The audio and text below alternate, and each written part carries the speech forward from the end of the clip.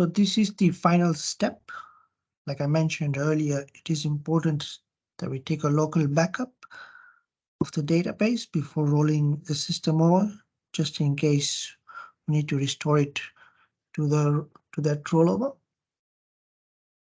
After doing the backup, we come to the end of month. Roll end of period.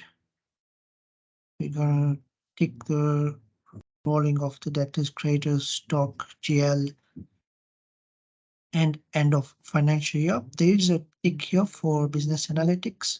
We will untick that. And you'll see here the period has changed to July 2023. We're going to roll the period. It's going to tell us that it's prematurely getting rolled over because we're doing it just before the 30th of June, which is fine. We can just say yes. Are you sure? Yes. And then it's also going to ask us to create unrealized foreign exchange journal as well. We can say no.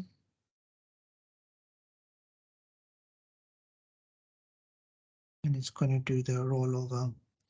And it's going to give us the new periods that it has created. You can have a look at those, say yes, say that's fine, and then we just exit, and it's going to complete the end of period.